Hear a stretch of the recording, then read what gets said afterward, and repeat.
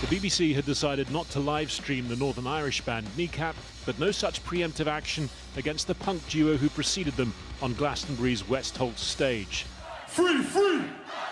Free, free!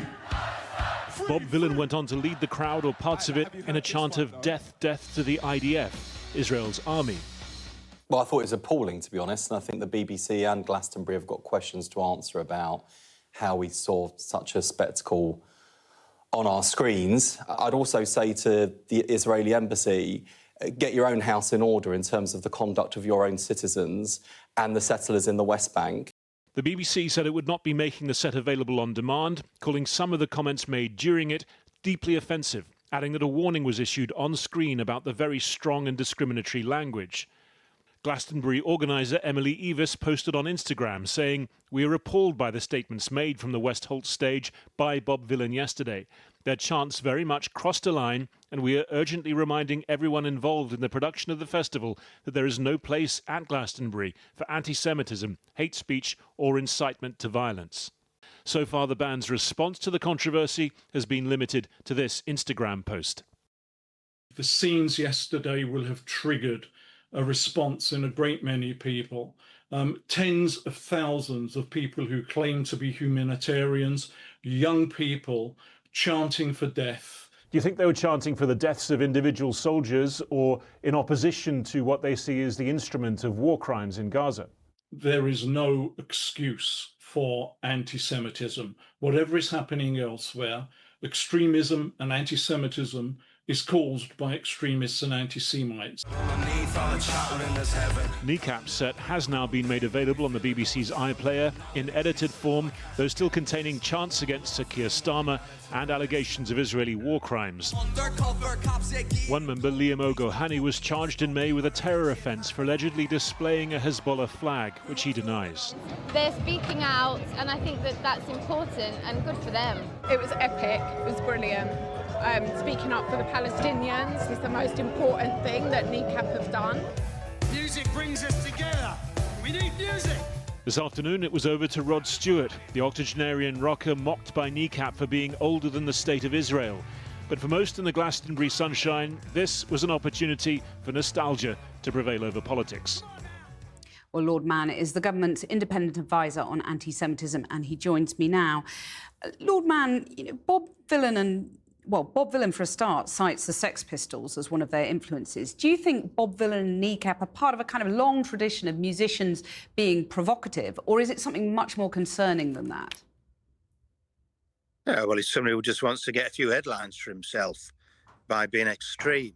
But no, this isn't a tradition of music on music festivals.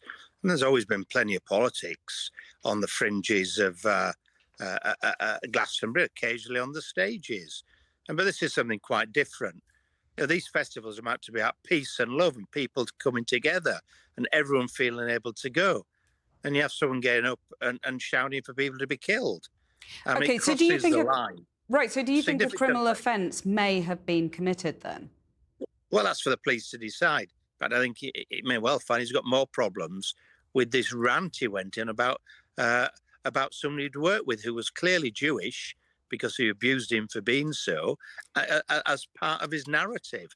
I mean, what's that all about? To suddenly, some personal dispute he's got with someone, to be ranting in front of thousands of people about it. Right. It was wholly unprofessional.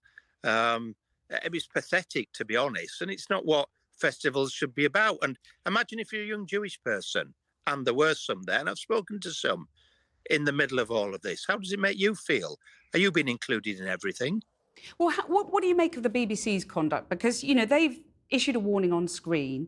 The performance won't be available on iPlayer. They already decided not to live stream Kneecap over concerns about past comments from that group.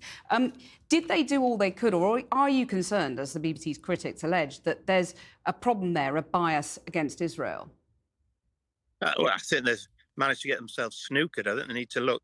They've got enough staff at Glastonbury. They ought to have been able to see this problem coming. But I don't think they've done this willfully.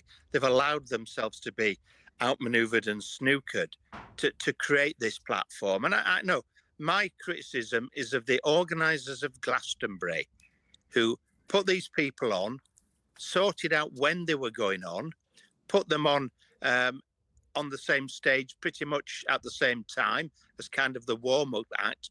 Now, that's deliberate, that's calculated. Well, and the impact on Jewish people at the festival, some of them have told me, is very negative. Glastonbury have said that they were appalled by the statements made by Bob Vylan and their chants crossed a line. And they're reminding everyone involved in the festival that there's no place at Glastonbury for anti-Semitism.